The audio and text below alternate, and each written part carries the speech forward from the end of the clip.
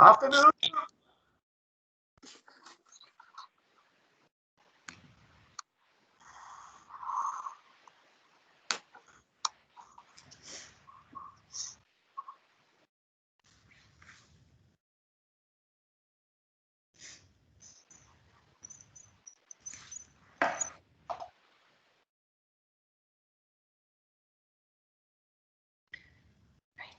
Good afternoon. Can everyone hear me? Yes. Yes? Yes. Yep. Yes. Thank you. So welcome to the joint meeting of Cabinet and Education Skills and Culture Scrutiny Committee. My name is Charlotte and I am the Scrutiny Officer for this meeting. Just to make you all aware, today's meeting will be recorded, and can I also welcome members of the public and press to today's meeting. Can I kindly ask you to observe the meeting only and not speak or participate? Can I also please remind you all to switch your phones to silent for the duration of the meeting? So just to provide you with the logistics of today's meeting, because it might be quite confusing, we will firstly take the joint meeting of Cabinet and Education Skills and Culture Scrutiny Committee, where the Strategic School Improvement Programme report will be discussed.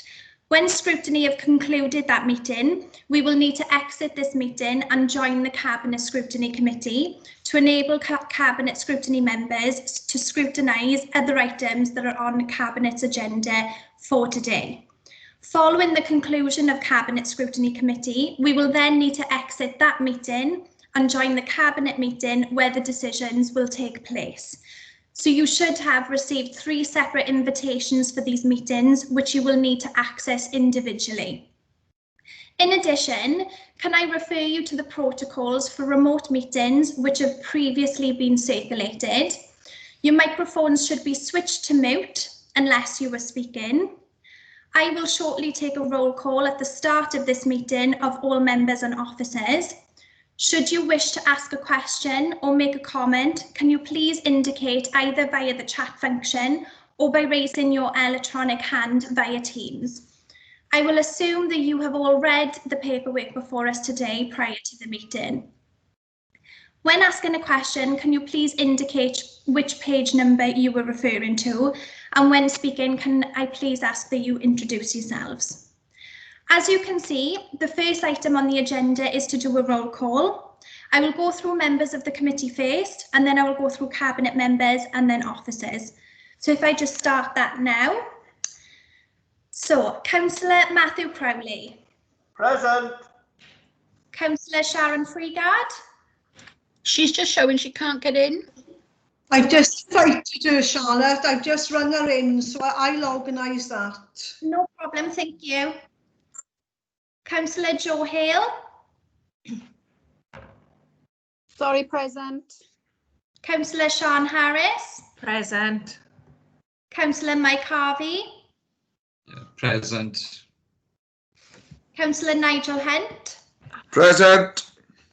Councillor Steve Hunt. I'm here. Councillor Jane Jones. Present. Councillor Dennis Keogh. Present. Councillor Simon Niall. No. Councillor Alan Llewellyn. Present, no Charlotte, present. Councillor Sandra Miller. Present. Councillor Rydian Maisen. Yes, I'm Charlotte, present all. Councillor Del Morgan. Present all. Councillor Suzanne Paddison. Present. Councillor Sheila Penry. Present. Councillor Rebecca Phillips. Present all. Councillor Mark Prothero. No. Councillor Lynette Purcell. Present. Councillor Saifra Harman. Present. Councillor Suzanne Renkes. Present. Councillor Sonia Reynolds. Present. Councillor Anthony Richards.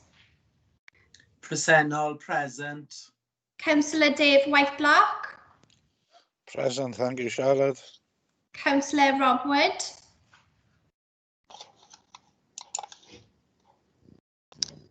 Charlotte, he was in a previous meeting by accident and is presumably trying to get back into this meeting. There we are, no problem, thank you. Councillor Arwyn Wilcock. Presennol, Charlotte. Co-opted member Adam Moore. Present. Co-opted member Marie Caddick. She is here. I know she's here, I've seen her, yeah.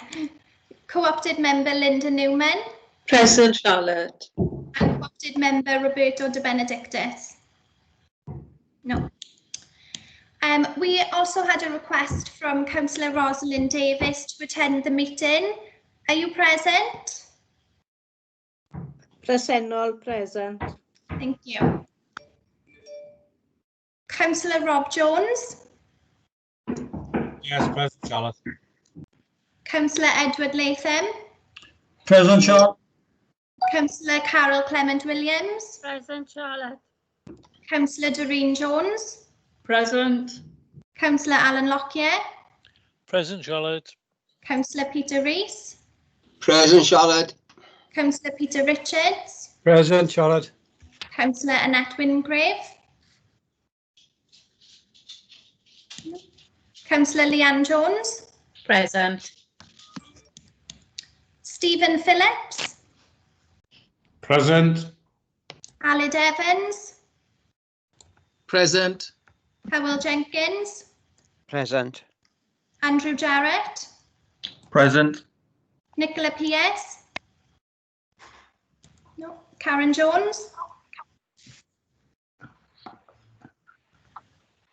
No. Present. Oh, thank you. Craig Griffiths. Present. Andrew Thomas. Present.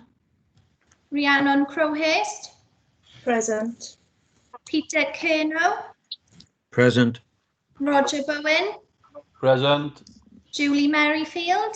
Present. Karen Furlow. Apologies for Karen. Stacey Curran. Present. Chloe Plowman. Present. Jane Woodman-Ralph. Present. Thank you. If you've missed anyone at all, can you let me know now, please? Excuse me, Charlotte. I've just had a WhatsApp message. This is Suzanne Patterson from Councillor Rob Wood. He's really having difficulties. Can No someone problem. help him? Yeah, I'll get an officer to get him in. I'll Thanks. sort that out, Charlotte. Thank you. So that's everyone, I think. Charlotte, Yeah. it's Simon Brennan, but I'm going to leave and go to the next one, I think, because I'm not going to be needed for this one. I know No Jane called me, worries but I at think I'm needed for this. Yeah, thank you. Thanks. There we are. So that is the roll call for this meeting. So the second item on today's agenda is to appoint a chairperson and a vice chairperson. Can I please have a proposer for a chair? Yeah, Councillor Mike Harvey, I propose Councillor Sonia Reynolds, please. Thank you. And can someone please second that? Councillor Saifur Rahman, I second Councillor Sonia Reynolds. Thank you. Councillor Sonia Reynolds, can you please undertake the role as chair and appoint a chairperson, vice chairperson, please? Thank you, Charlotte. I'm Sonia Reynolds. I'll be chairing the meeting and I would ask for a proposer for the position of vice chair, please. Councillor Saifur Rahman, I propose Councillor Mike Harvey to be the vice chair. Thank you. Can I have a seconder for that? I'll second second that, that. Councillor Yeah, Lynette Katie Mason. Purcell. Thank you, Lynette. Councillor Harvey, if you'd undertake the role as vice chair, please. Thank you. If we therefore move to the item 3 on the agenda, declarations of interest, can I call on Craig Griffiths, the head of legal, to give a brief explanation of declarations, please, declarations to inform the public?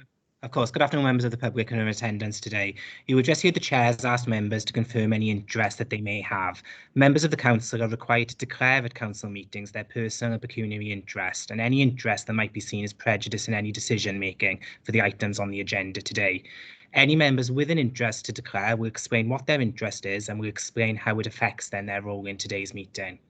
Where members are, however, declaring that they have an interest due to them being a school governor of a school named in the report, they are, however, able to rely on a dispensation that allows them to speak and then subsequently vote on this matter. Thank you, Chair. Thank you, Craig. Councillor Alan Llewellyn. Yeah, diolch, Cadeirydd. I wish to declare a personal interest as my wife is a teacher at Cwmtawe School. It's not one of the schools under consideration, but it is referred to in the report, and I have a dispensation to speak and to vote. Thank you, Councillor Llewellyn. Councillor Lynette Purcell. Thank you. I'm a governor at Reader Row Primary and Cwmtawe Community School. Neither are involved in the proposal, but are referred to in the report, and I have a dispensation to speak and to vote. Thank you. Councillor Rosalind Davis, please. I declare an interest. I'm here today representing the governing body of Godre'rgraig Primary School. Councillor Suzanne Paddison. Thank you, Chair. I just wanted to explain to members of the public that although I do sit as Chair of Planning, because this is just a consultation, the recommendation is to go to consultation. There is no conflict of interest there at all. Thank you.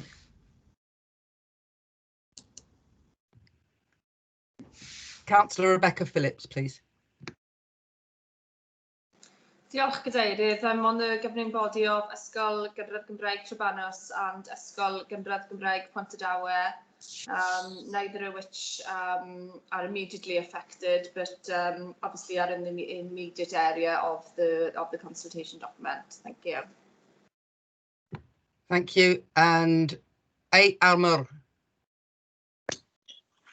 Thank you, Chair. I'm a governor at Ysgol Gymraeg Yslefera Brodyr, which isn't named in the report, but is referred to as it's quite near to Cwmtawe School. So I'm just declaring interest, and I can speak and vote because of the dispensation.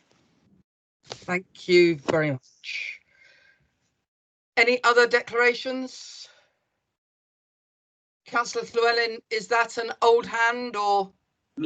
No, it's a new hand, Chair. Just in case I did declare in terms of a relative working at Cwmtawe School, but perhaps I better declare that I am also a governor at Ysgol Gymraeg Yslefera. Again, it's not one of the schools under consideration, but it's in the vicinity, and I have a dispensation to speak and to vote. Thank you. In that case, Chair. Councillor Rosalind Davis. I'd better declare as well that I am a governor of Ysgol Gyfun Yslefera. Thank you. Any further comments and declarations? Chair, can I, Councillor Hunt, Councillor Steve Hunt, Seven Sisters, just a clarity with Councillor Davis on her first declaration.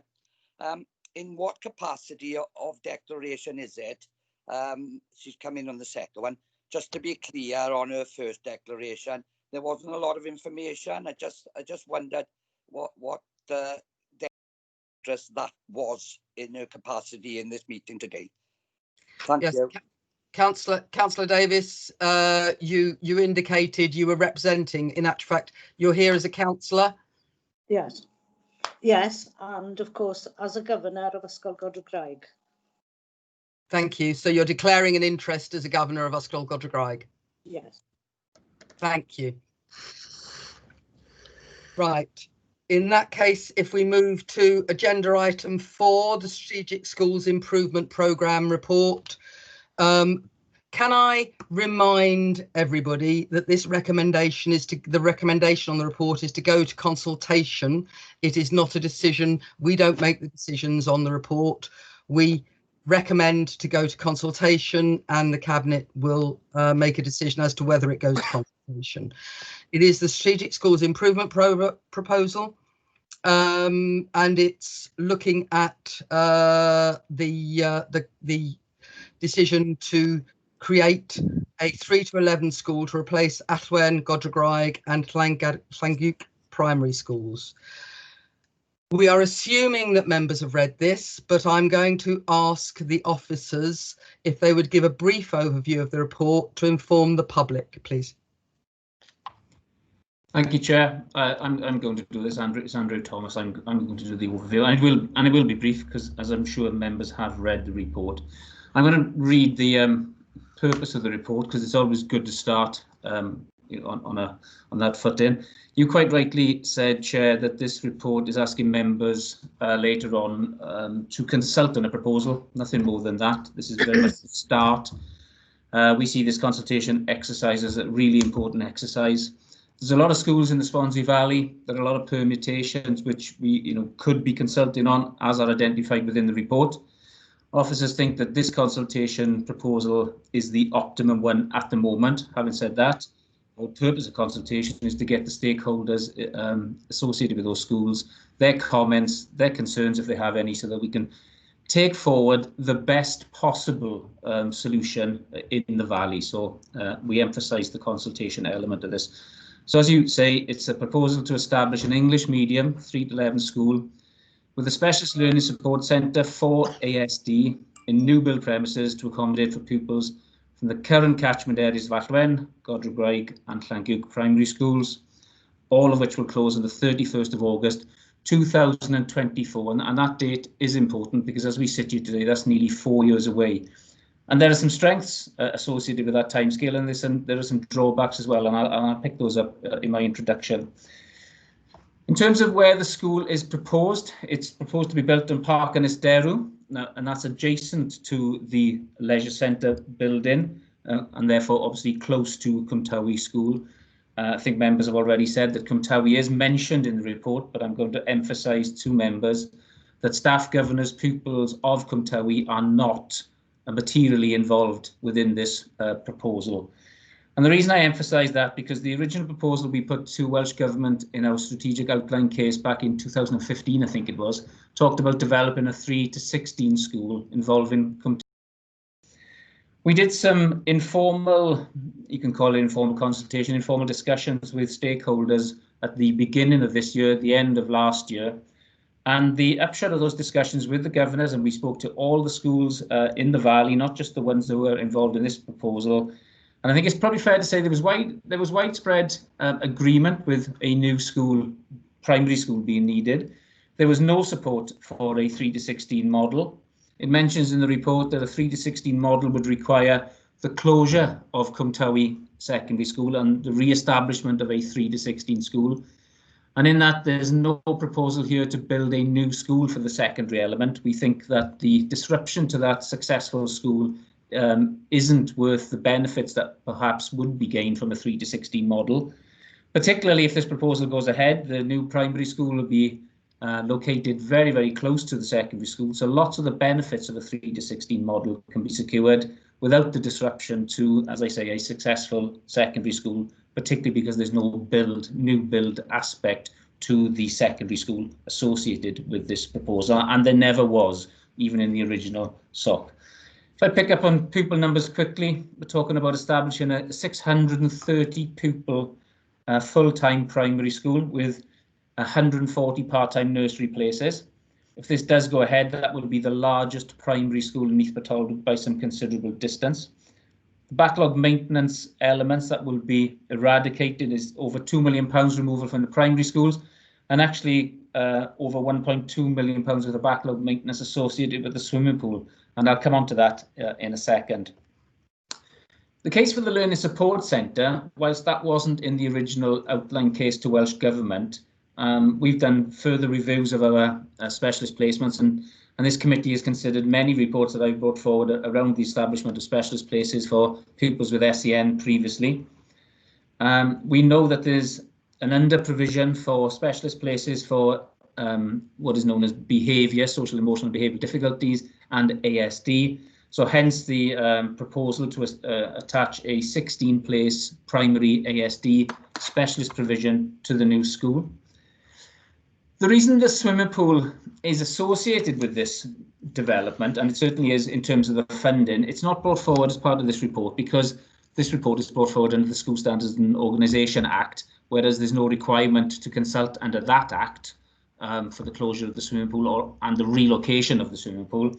But it is an intrinsic part of this development because when we put our case to Welsh Government, we convinced them, and we have been successful in getting outline business case approval, which means Welsh Government have put aside nearly 23 million pounds, or their element of it, the 65% of it, for the whole 22.5 million pounds. And we argued that we would be developing a health and wellbeing and learning campus at Parc Ynysteru with over 1,200, nearly 1,300 secondary age pupils, over 770 primary age pupils, plus the leisure centre, plus the new swimming pool and learner pool. We think we would be creating something rather special for the Swansea Valley. And they agreed with us, which is why they've approved the addition of the swimming pool development as part of this proposal. Transport is always an issue when we bring forward school reorganisation proposals, and most of the pupils associated with this proposal live within 2 miles of the new site. Having said that, not all would, clearly with the involvement of Godre'rgraig. If you live more than 2 miles away from your primary school, our home to school transport policy says you receive assistance with transportation. Governors would be affected by this, obviously with the closure of 3 schools, and a shadow governing body would be established, probably something like 18 months before the start of the new school.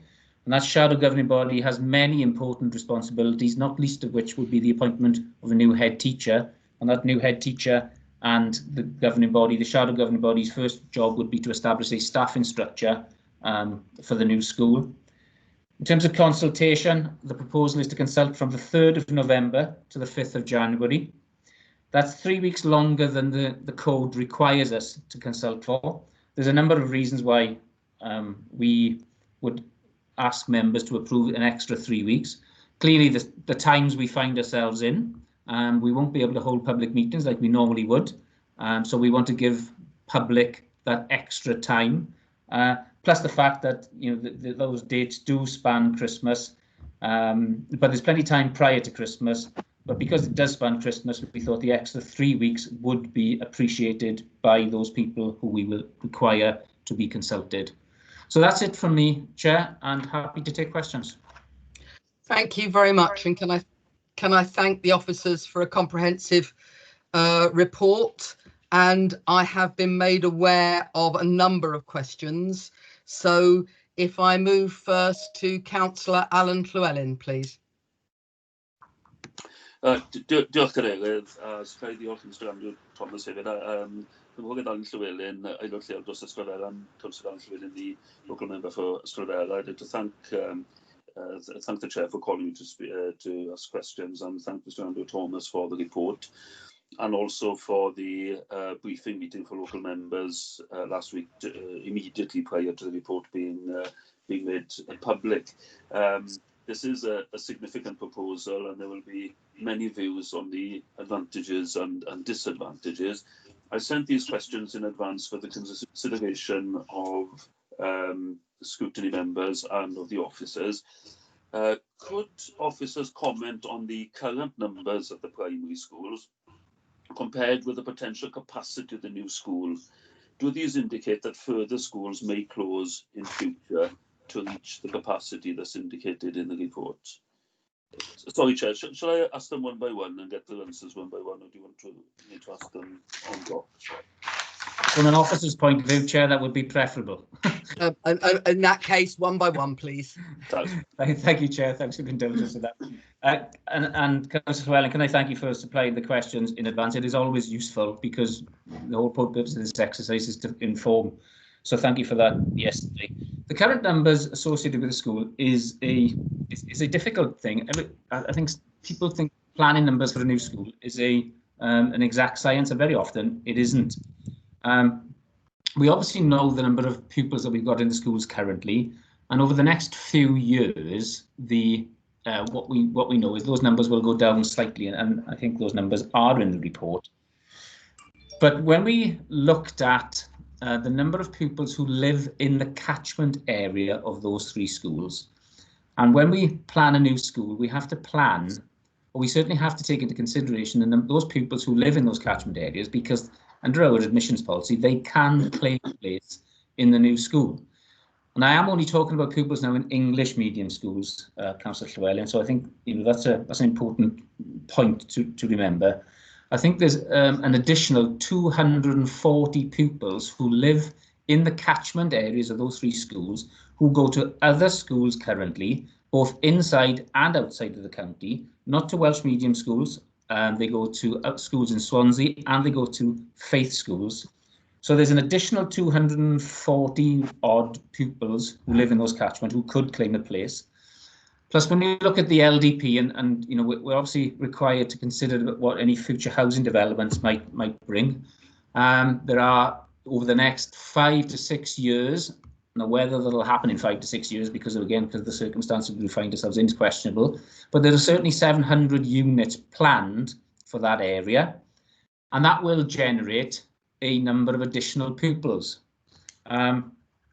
So we know that there are going to be more pupils in the area because of the LDP. There are additional pupils in the catchment area who could claim a place in the school, and obviously the school is 4 years away, even if that was agreed today. So obviously some of those pupils will leave the school, and pupils will come into the school who aren't even born yet. So it's a very difficult process to plan those numbers.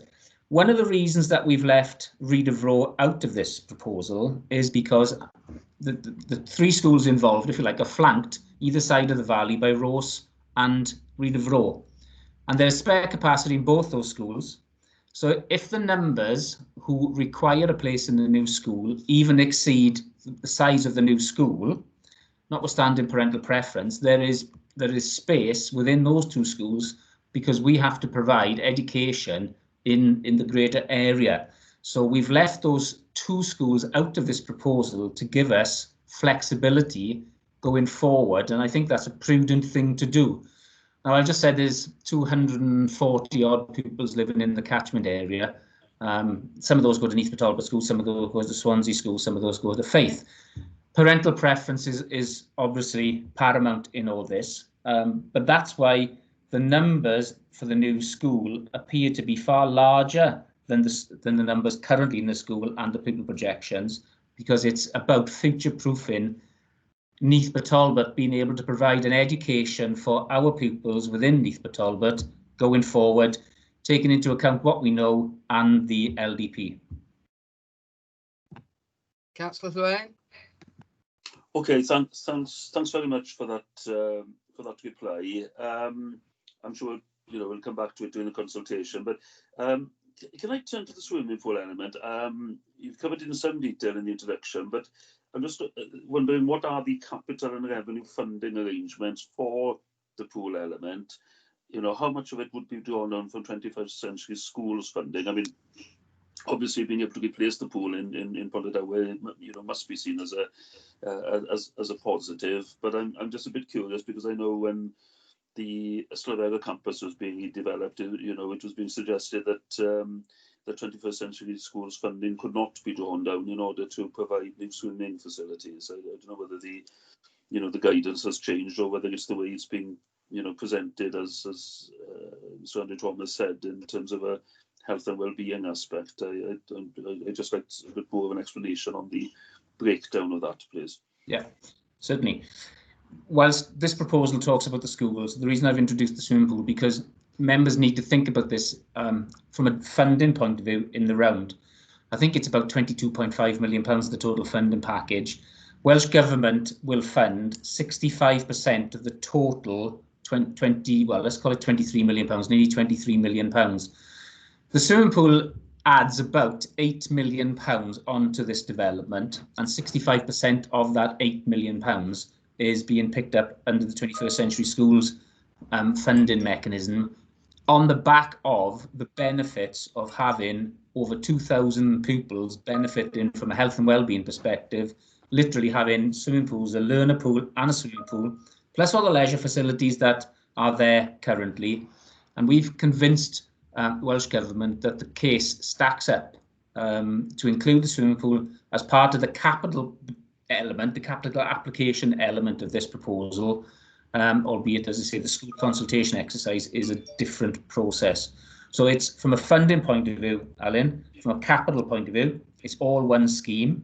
The revenue perspective is slightly different in that at the moment we have Celtic Leisure running our leisure facilities.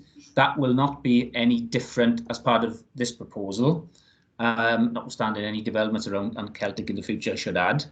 But the swimming pool will not be managed by the school. It'll be managed by the leisure operator, and the costs of running the swimming pool will be managed by the leisure budget, not the school budget. And I make that point because I don't want members to think that the cost of running the swimming pool thereafter will be a draw on education budgets. It'll be picked up as part of the annual fee that we give Celtic Leisure currently, as we do, because obviously we give them a fee to run Pontardawe swimming pool currently. There are some efficiencies that we've identified by having both facilities on the same site. You know, I'll give you an easy one. We've got 2 sets of receptionists at the moment. You have a swimming pool on the same site. You don't need two reception desks. You don't need 2 sets of reception staff. So there are some benefits identified, as well as obviously the programming and the fact it's a new facility and the direct access that 1,300 secondary age pupils would have on a daily basis at Cwmtawi, where they don't use Pontardawe swimming pool currently because of the transport costs are prohibitive, believe it or not. And then you've got obviously all the wider benefits of all the other primaries in the area, plus the new school having direct access to the leisure and swimming pool facilities. Is that okay, Alan? Yes, thanks for the explanation, Andrew. And you know, obviously, as I said, you know, it's a plus if this can be achieved. Can I just check? You know, would that funding balance or the feasibility of it depend on this whole package going through? You know, the incorporation of the 3 schools, etc. You know, you'll understand where I'm coming from on this. You know, if there was one school which wasn't related, for instance, to that site, you know, does the swimming pool proposal, because obviously, you know, the priority in this has to be looking at the you know, the educational priority, isn't it? You know, it's a plus if the pool can be provided as part of the package, but otherwise it's our responsibility as an authority to ensure that we can re-provision Pontardawe swimming pool by whatever means, you know. Yeah. You'll understand why I'm asking the question. I certainly do, and unfortunately I can't give you an answer because that's not within my gift.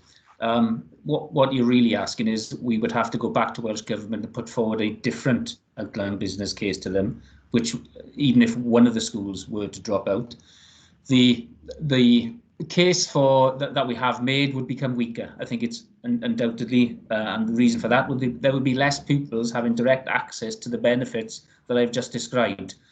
So it's not for me to say whether Welsh Government would approve it or not, but I certainly would say that it is less likely that they've included it in this proposal. Significantly less likely, I would say.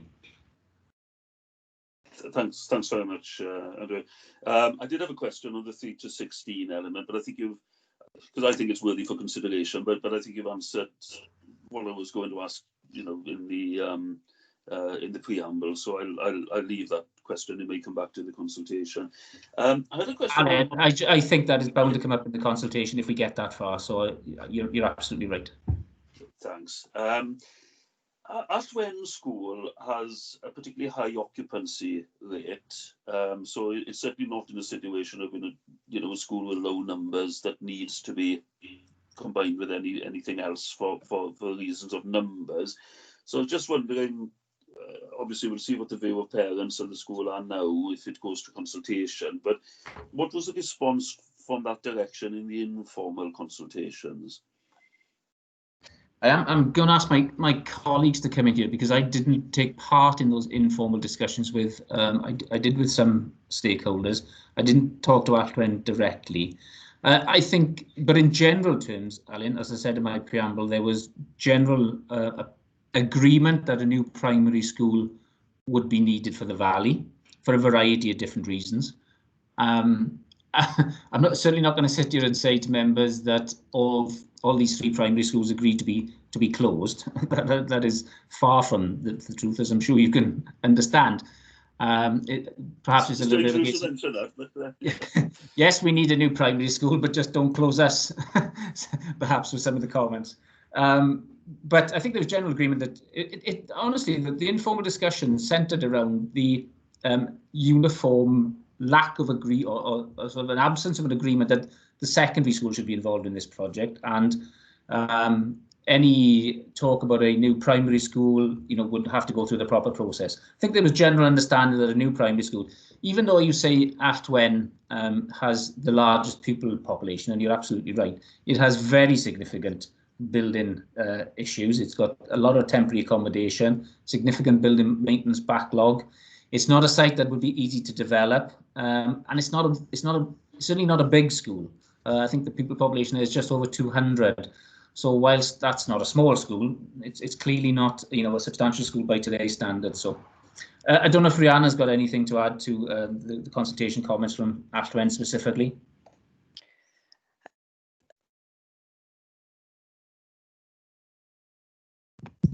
Apologies, I thought I'd unmuted myself. I think it's fair to say that all schools had a similar sort of viewpoint, and that was, as Andrew said quite clearly, didn't feel that a 3 to 16 was right. They were concerned that the addition of 4 schools into the proposal would be too many, too large a school for a primary, and generally speaking, it was a 2 or a 3 school would be enough. And as Andrew said, generally speaking, most of the schools were supportive of that sort of proposal rather than a 3 to 16, 750 place school. Is that okay? Does that answer your question? Okay, thanks. Thanks very much, Chair. With permission, I'll go on to the next question. It's referred to in the report. Obviously, there'll have to be a Welsh language impact assessment as part of normal processes. But I'm wondering what consideration has been given so far to Welsh language impact?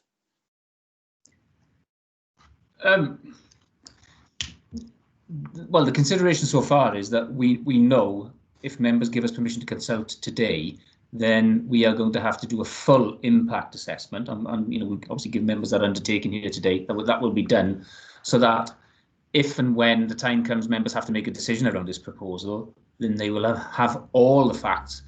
And we might as well deal with the integrated impact assessment at the same time. Clearly the same with that. What that initial assessment has shown is that we need to do a full impact assessment and a community impact assessment. This is something that we wrestle with all the time with these proposals. I think if we did a full Welsh language impact assessment now, I think we'd be accused of being presumptuous and preemptive, and I don't think that would be right, because all we're asking for today is permission to consult and actually furnish members with further information around this proposal, and that includes considering any other proposals that people ask us to consider as part of this consultation exercise, and then bring back the detail to members at the appropriate time for you to consider whether we should continue with this proposal, amend the proposal, or start again. Okay, thanks very much. There's obviously an important consideration there. It is very important consideration, and it'll be given due consideration should we need to pass Llewellyn. Okay, we understand that. Thanks very much. My next point is half a question and half a comment. Even as a working title, Ysgol Newydd Swansea Valley makes no sense at all. Can it be changed? Of course it can. Okay, I've got no alternatives to suggest. That was my next question. But you'll understand. What's an alternative? Well, I'm sure the Director of Education can come up with something suitably poetic, but as it stands, it just doesn't make any sense. Yeah. Got the proposal, the name. I'm sure it wouldn't be the final name anyway, but you'll understand what I mean. Okay, then I come into my final question, and Chair, depending on the replies, I'd like to ask permission to come back afterwards on this question, because as you may be aware, I've indicated in advance to officers that there may be an amendment to the proposal. But if I can ask the question first of all, it's relating to Godre'rgraig Primary School. As I mentioned earlier, I'm not a governor at Godre'rgraig, but my ward forms part of the catchment area of the school. Therefore, although I'm not here as a local member as such, obviously I've got a particular interest in what's happening there. Now, Godre'rgraig has a very high percentage of pupils from the catchment area. It's the highest by far of the schools under consideration in terms of percentage pupils that come from the catchment, reflecting that it's a village and community school. The transfer to Pontardawe was intended to be temporary, so I'm you know, asking the obvious question, what is the status of mitigating the quarry spoil that's referred to in the report, and or establishing new school for the community on an alternative site within the Godre'rgraig area. And as you'll be aware, in the informal consultation as local members, we did put forward some potential alternative sites right at the beginning, you know, before any geological issues were known about. As I've just said, any proposal that comes forward as part of the consultation will be given proper consideration, and that will be reported back to members if we get that far. So, should we be asked to consider the merits and thereof of a standalone Godre'rgraig school replacement, we will do that. But I also think it's really important that members of this committee understand that even though we have the ESP report on Godre'rgraig, and everybody understands the reasons why Godre'rgraig currently is in temporary accommodation. This report is not Godre'rgraig isn't involved in this proposal because of that situation. It is mentioned in the report. It has to be mentioned in the report because it's a factor that is impacting on Godre'rgraig currently. It is the reason that Godre'rgraig is in temporary accommodation adjacent to Cwmtawi currently. If that hadn't happened, Godre'rgraig would still be within the confines of this proposal, and we would be consulting on it. I know it's perhaps difficult to believe that, but that is exactly the two things are. Was they're interrelated to a point, and therefore we have to take into consideration Godre'rgraig being in temporary accommodation currently. We are not using the fact that it's in temporary accommodation to close or to suggest we close Godre'rgraig School. We have always brought forward school organisation proposals on the basis of our 4 principles. And those principles, just for memory, are standards, value for money, building condition, and surplus places. Godre'rgraig is in this report because we look at education in the area and how it's organised in the area. We said Godre'rgraig would be involved in this proposal back in 2015 when we put our proposal to Welsh Government. Now, I know it's changed slightly in that the 11 to 16 elements dropped out and Read of Row has dropped out, but right at the outset of this, Godre'rgraig was involved. So it isn't involved because of that ESP report and the temporary relocation. It's involved because we've looked at our principles involved with the SIP programme, and we think it's worthy of consulting with the stakeholders around providing a 21st century education for the next, however many years in new buildings. Well, in terms of what the proposal says. So I do think we mustn't confuse the two. In this committee, I know people out there will do that, and I understand that, and I have sympathy. But we're not bringing this proposal forward. We're not involving Godre'rgraig because of the situation that they find themselves in currently. Okay, thanks, Chair. Can I come back on the issue of Godre'rgraig? I would rather like to move on, if I may, Alan, especially if you're thinking about coming back later. Is that all right? I've got about 7 people in the queue. Okay, can I come back later, because I will have some things to say on that reply, plus potentially an amendment to propose. Thank you. Yeah, I've got you on the list there. Thank you. Thank you. If I can go now to Councillor Lynette Purcell, please. Thank you very much. And if I could ask the committee's indulgence, obviously, as the councillor representing Pontardawe, I have been besieged with questions, and they really want to get involved with this consultation, but there's a lot of things they need clarification on before they can get genuinely involved. So first of all, personally, I would like to welcome the proposal to build the Learning Support Centre to prevent children having to travel out of area. And I know that Pontardawe swimming pool needs a lot of work doing on it. So in theory, the proposal to build a new swimming pool is very much to be welcomed. However, I do have many questions arising from this report, both from myself and the local community. They come into 4 categories, so I think the officers and the committee would probably welcome me dealing with them one category at a time. So the first one comes under the heading of accessing the proposed site. A local resident asked me, are there any plans available for this or any report from Highways? And obviously I had to say, well, no, of course there aren't. So the question is, how can people respond to this consultation if there are no details as to how it is proposed to transport an extra 770 pupils down a road that has been already assessed by council officers in the education department as having multiple problems with highway safety already at the beginning and end of the school day, with already just Cwm Tower Community School in that road. At this point, it may be worth reminding councillors who don't know the area that the only access road to this proposed site passes through a busy retail park and is also used to access the leisure centre. So that's my first question. How can they respond enthusiastically with the correct information if there are no details on that question? The second question related to access is, page 42 quotes the school travel plan requires all schools to, quote, improve road safety within the local community and raise awareness about travel issues. So could the officers tell us how this proposal that we're discussing today satisfies those requirements? Sorry, I was just making a note. As you know, and members will know, that we're at the point of asking people that if we can, and members, if we can consult on the proposal. Much of what you raise would be a condition of planning if we get that far. What we do know, and obviously our planning processes require a pre-application planning process and a full planning process, and both of which are extremely rigorous, and actually both of which are very informative and helpful. So should we get that far, the people who are quite rightly and quite understandably raising the concerns with you, Lynette, would have the full information. The only comfort I can give you here today at this stage of the is we had very, very similar concerns around the development at Dyffryn and Groes and the replacement school at Cwmbronbel.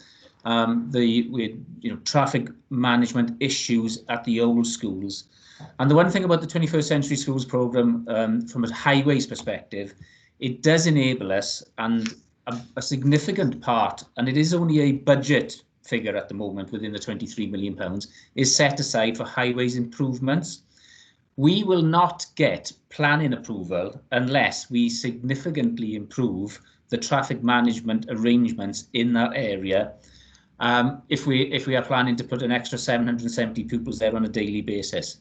The great thing about that site is that there is a lot of land there, and you look at it from almost. I'm not saying we're going to knock Cwm Tower or the leisure centre down, but everything else on there is almost up for grabs.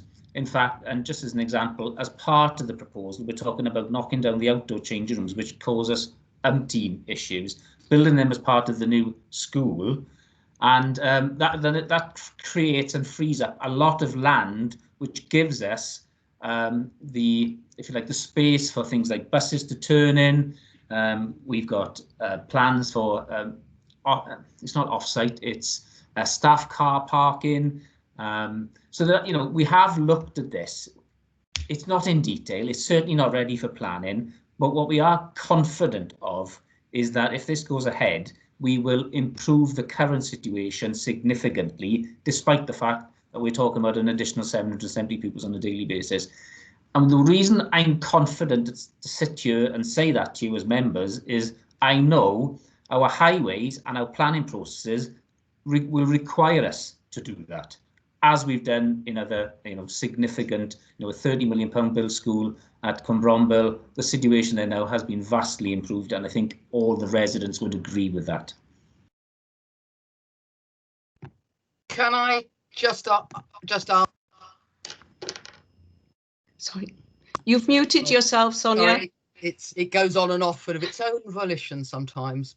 I have Councillor Patterson indicating, I'm wondering if she wanted to come in on that particular point. Thank you very much, Chair.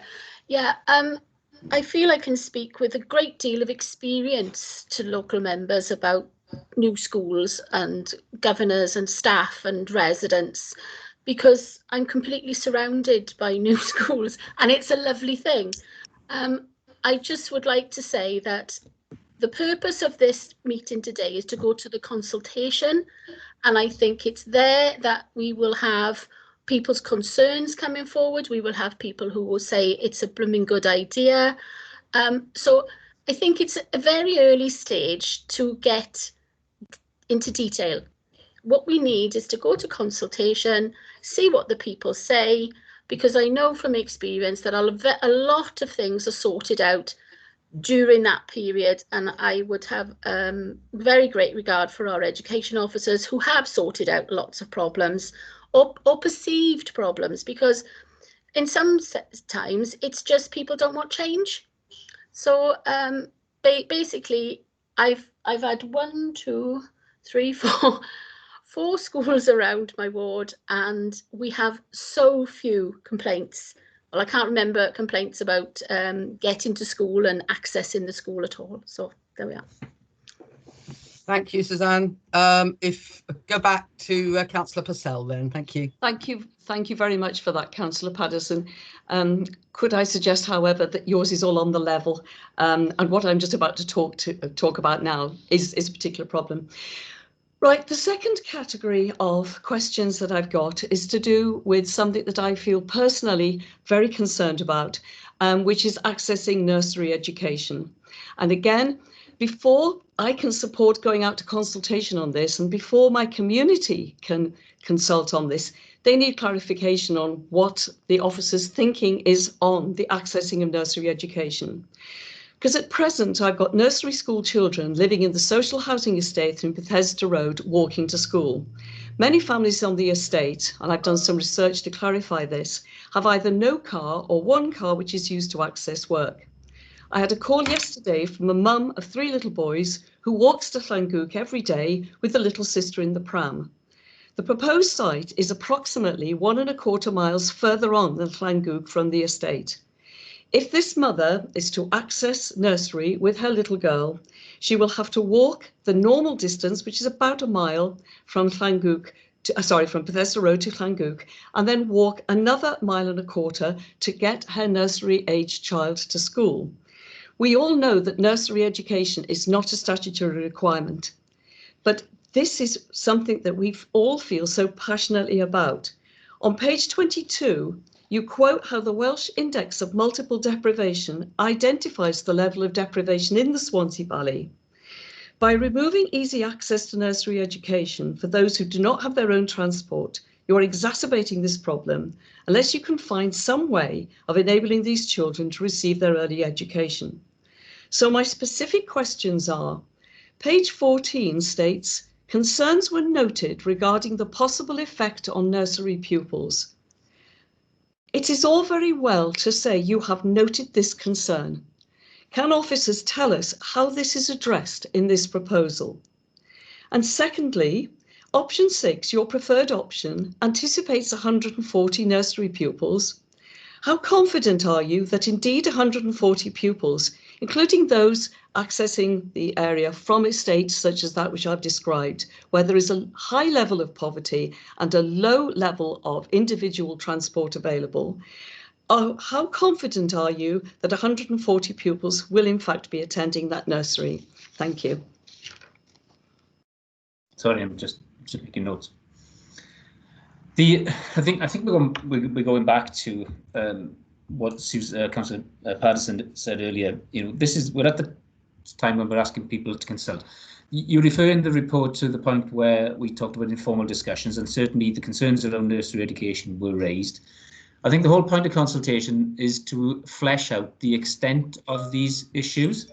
You've obviously had a number of people come to you. We would need to understand how significant an issue it is for how many people within this proposal, and that, again, we will identify that from the consultation exercise. At the moment, the unsatisfactory to you, I guess, in this circumstance, response in terms of our transport policy is, as members will know, we don't transport nursery children free of charge, and I think probably all members understand that, and it always comes up as part of this proposal. We need to understand from the consultation how significant an issue this is, Lynette, and then we can respond to it to members when we come back, if we're given permission to consider it today. In terms of the how confident are we that we'll have 140 nursery places taken up, I would say, given past experience where we've done this sort of thing, we'd be very confident that nursery would be full, if not oversubscribed.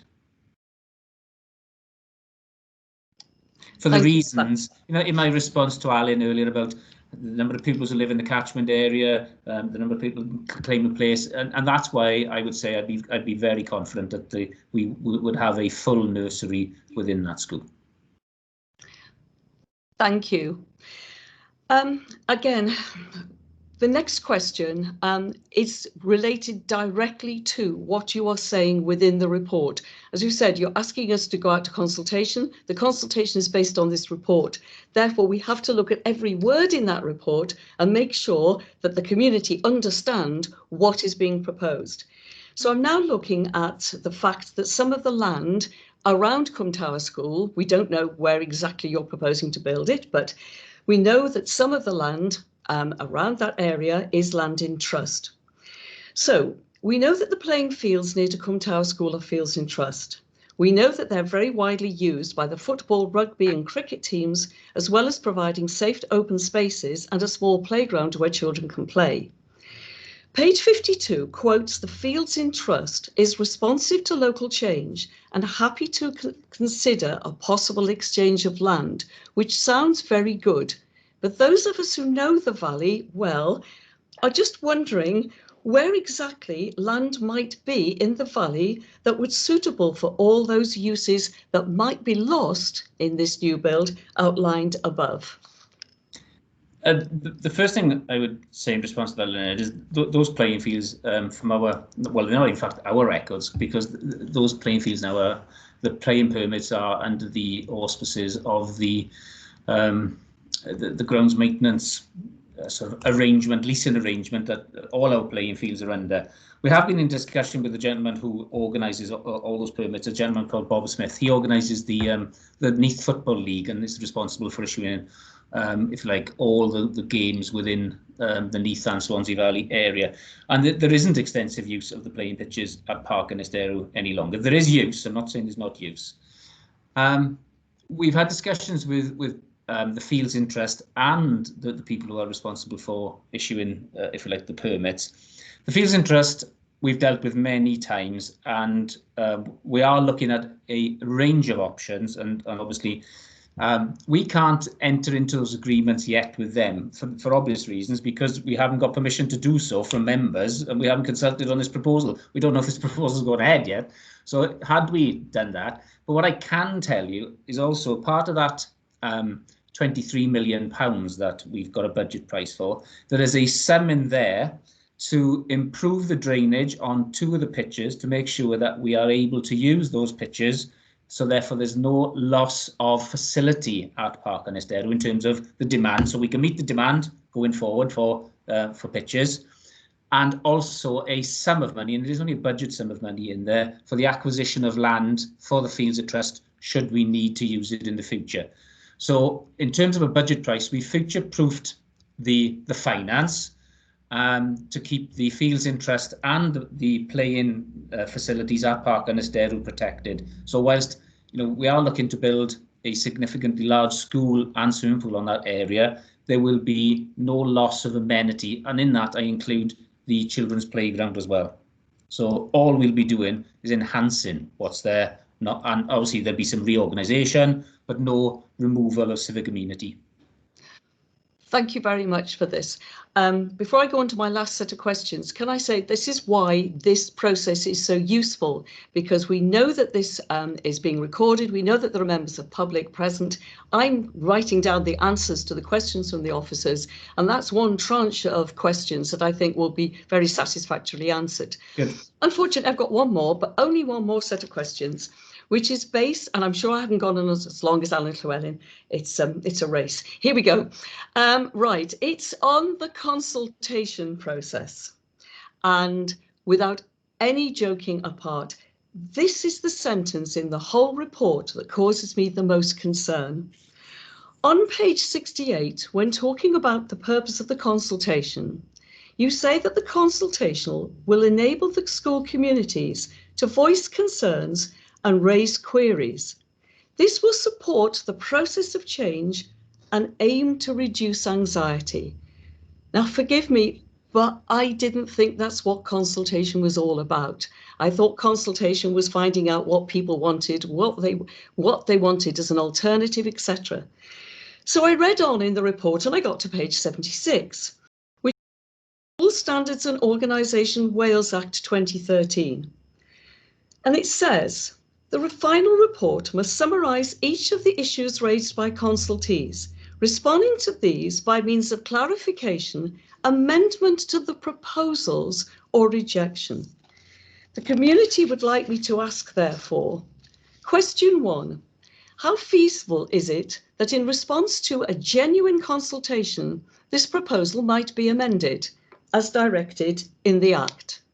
Secondly, if this is indeed a genuine consultation, have officers anticipated dealing with a possible situation wherein, of the 3 schools named, 1 might not agree to close and relocate and 2 might agree? Thirdly, if this is indeed a genuine consultation, how flexible might officers be to receiving alternative proposals, again, as described in the Act?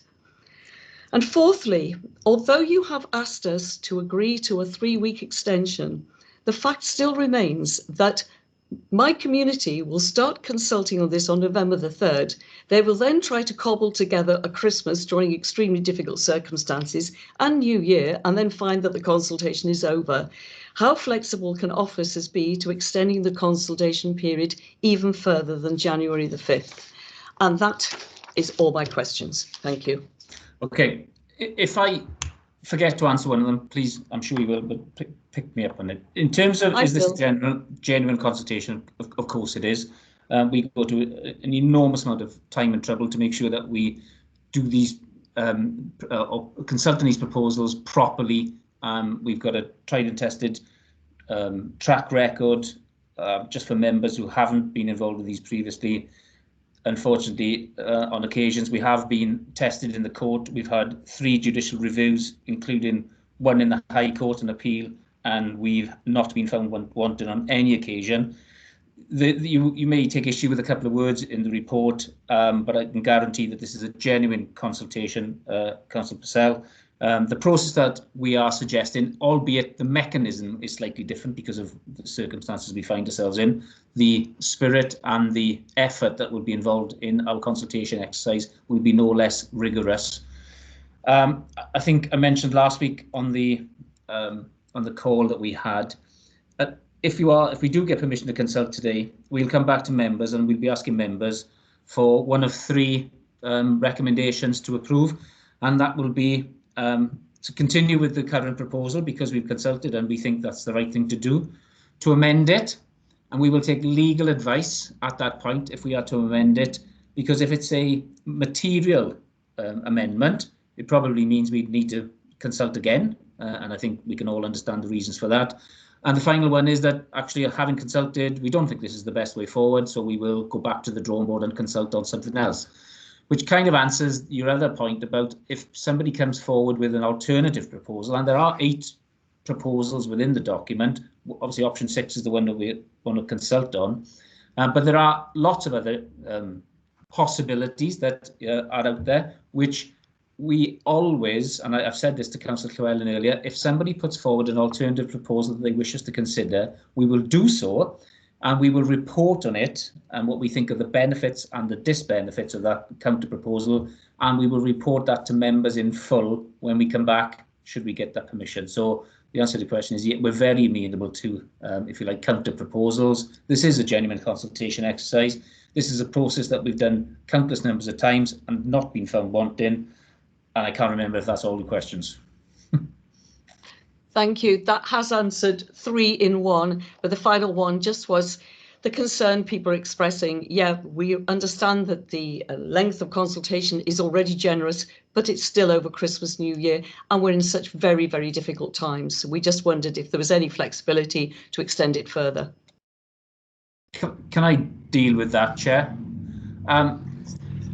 as you say, we've got 3 weeks in there already. I did speak to Rhiannon, and thank you for putting this through to us yesterday. This is one of the benefits of you asking questions in advance, and certainly an additional 2 weeks.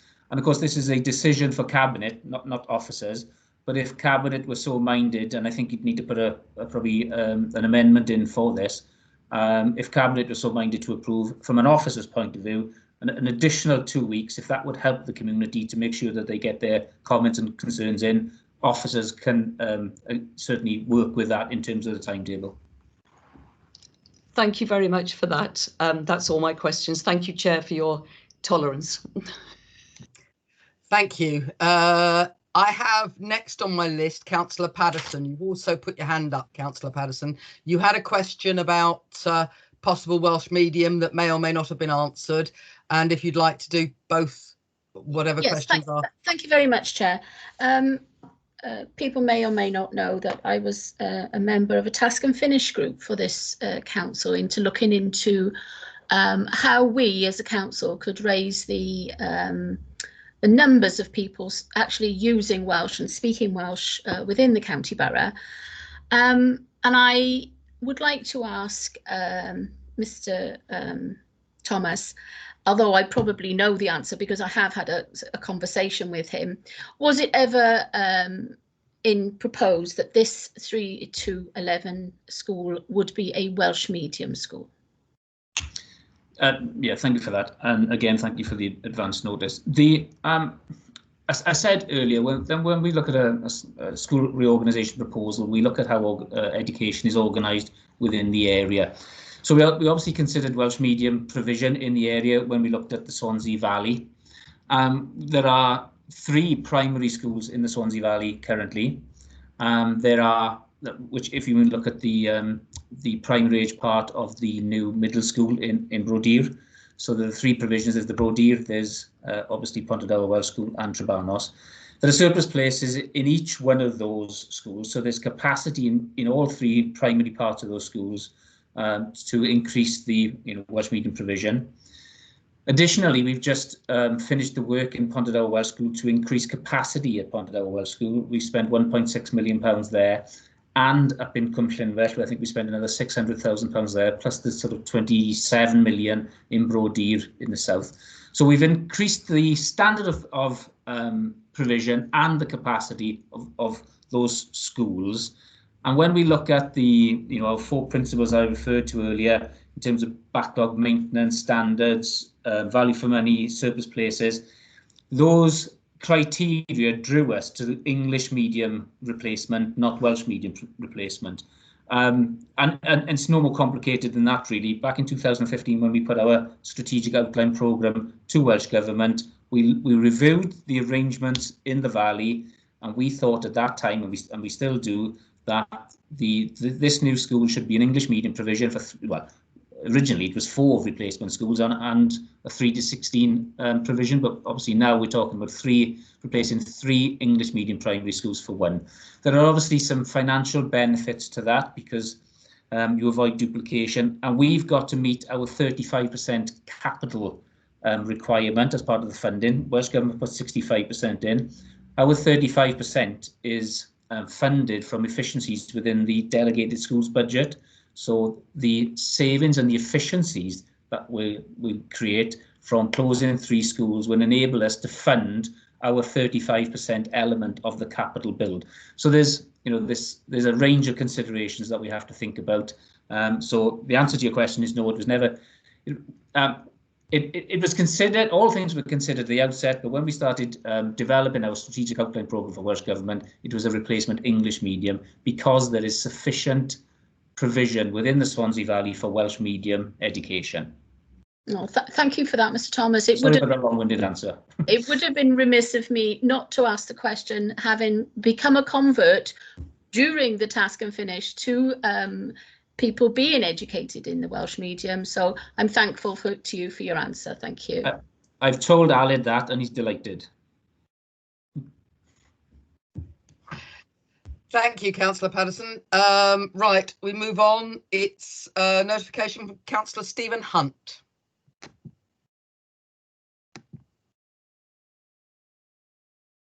Chair? Yeah. Yes, Tim. I didn't have a question. Are you referring to the pre-briefing? Pre-briefing, you indicated there was a question you might want to ask at this point. Yes, so depending on the responses from the officers, I'm quite satisfied with the officers' responses at this time. So thank you for asking me, Chair, but I'm quite satisfied at this moment in time with the officers' responses. Thank you. Thank you, Councillor Hunt. In that case, Councillor Del Morgan, you indicated there may be a question that you wanted to ask as well. Yes, diolch yn fawr, Godre'rgraig. Thank you, Chair. My concern is a specific one at the moment. On page 48 of the report, in paragraph 243, where it deals with potential redundancies, staff redundancies, there's a statement here: the Council is committed to supporting staff at risk of compulsory redundancy and has secured the support and goodwill of the teacher associations and trade unions and governing bodies across the Council via an employer's pledge. Can we just please be reminded, Chair, of what this pledge is and who would the employers be in this respect? Diolch.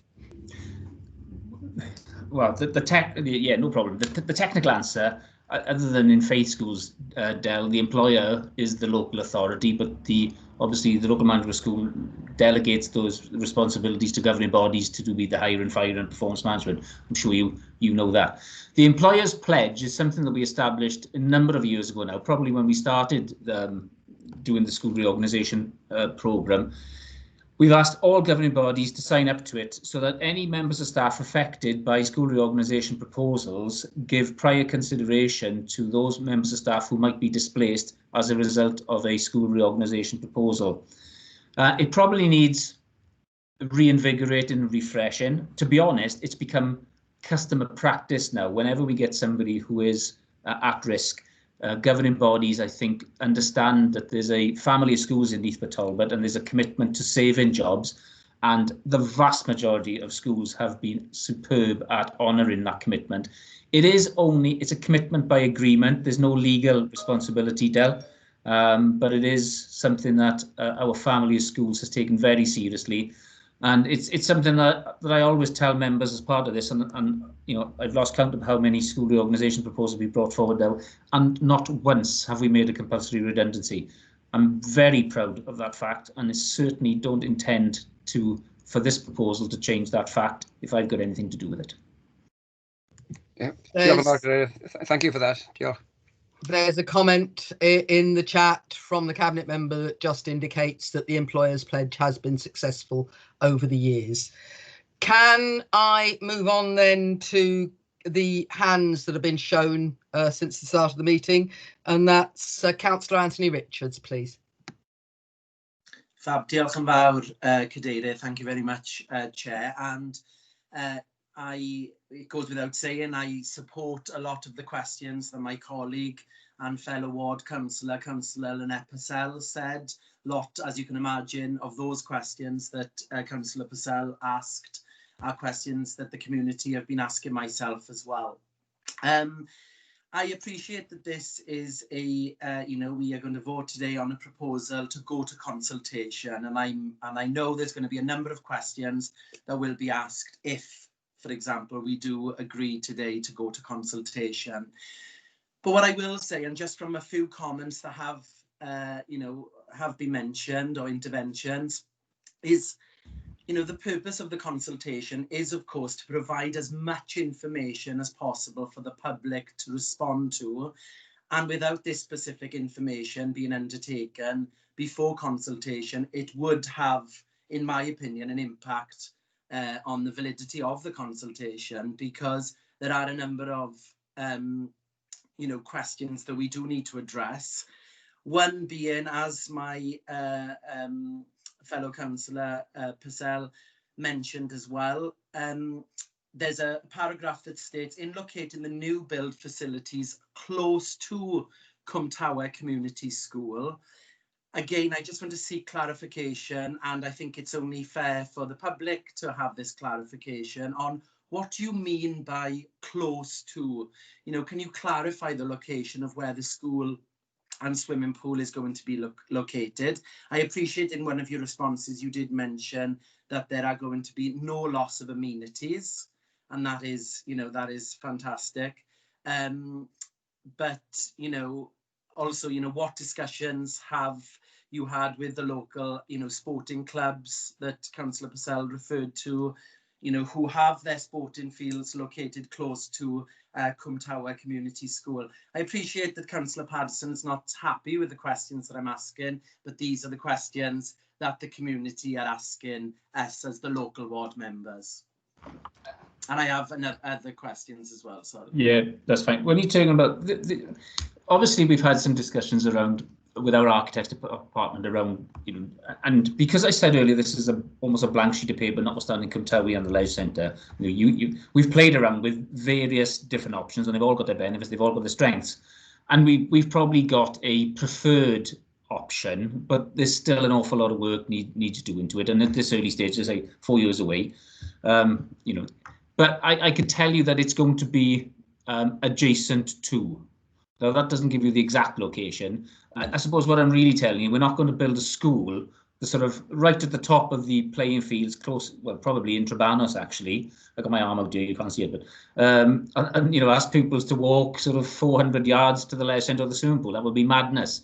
But exactly where adjacent to, but, you know, when we talk about close to, we are talking about, you know, one of the benefits of this is that the pupils from the secondary school and the new primary school can make daily use of the leisure facilities, and they are all located, well, you know where the leisure centre and the swimming pool is, so, you know, we want to get them sensibly co-located so that there's minimum disruption, minimum distance between the two, but obviously from a planning point of view and an architect's point of view, and there's all sorts of regulations that we need to adhere to. So adjacent to, and I think you can probably, you know, imagine the site, it isn't going to be a you know, significant distance away from the current leisure centre for obvious reasons.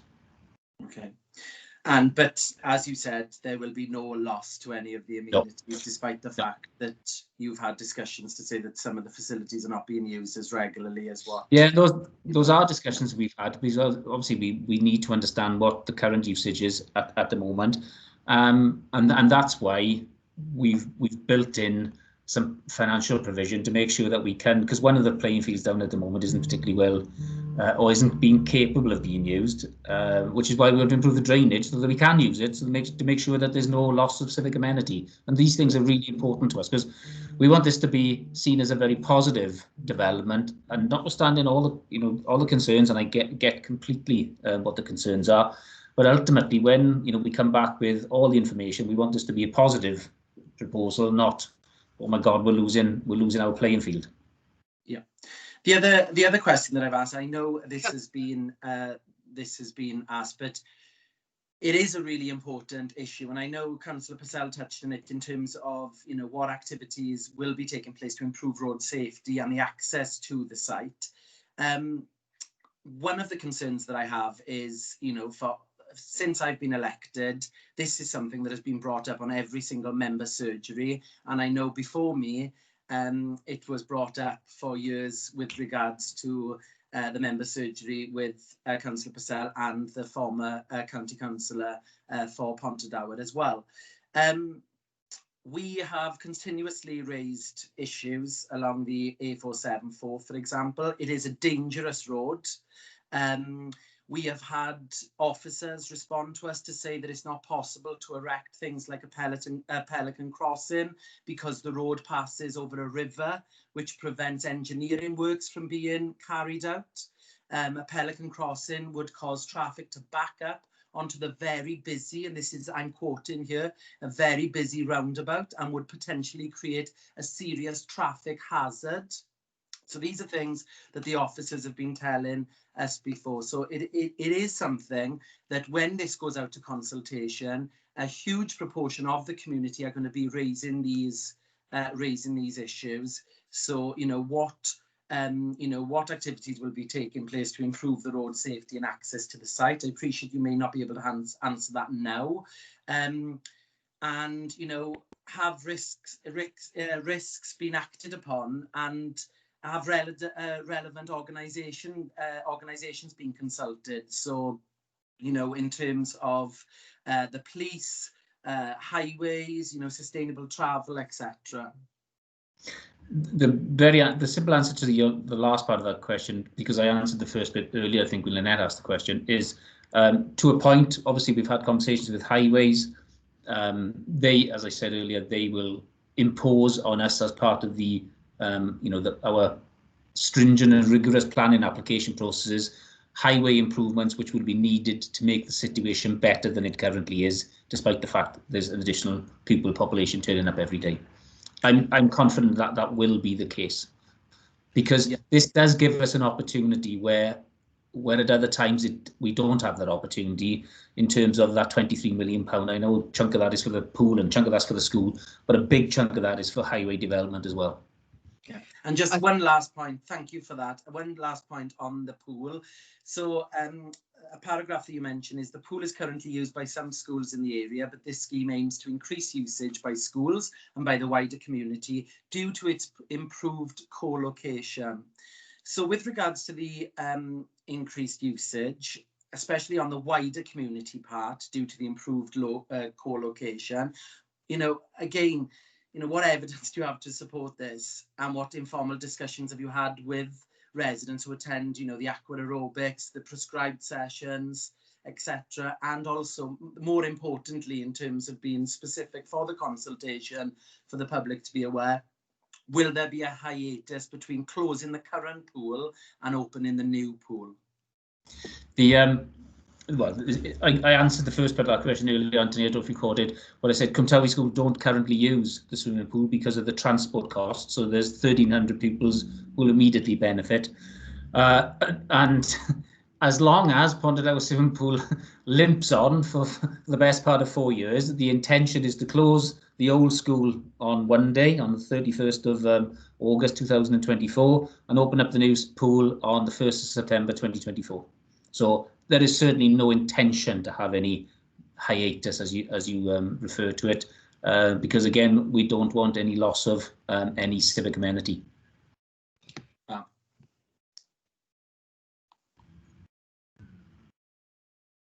You're on mute, Chair. Yeah, I think your contribution, just how important the consultation is, and we do remember this is about recommending this report go out to consultation when a lot of these issues will be dealt with. I'm going to ask Councillor Suzanne Paddison if her point is directly relevant to this. And I just wanted, thank you, Chair, for allowing me to come back. I just wanted to apologise to Councillor Richards. There, in no way did I not like his questions. I am just not used to being on video, and I think because I have gone through the whole process, my feelings were coming out as, oh, well, that'll be done with that. And I certainly know that he is doing everything for his residents that they would expect him to do. And if I gave any offence, I do apologise to Councillor Richards.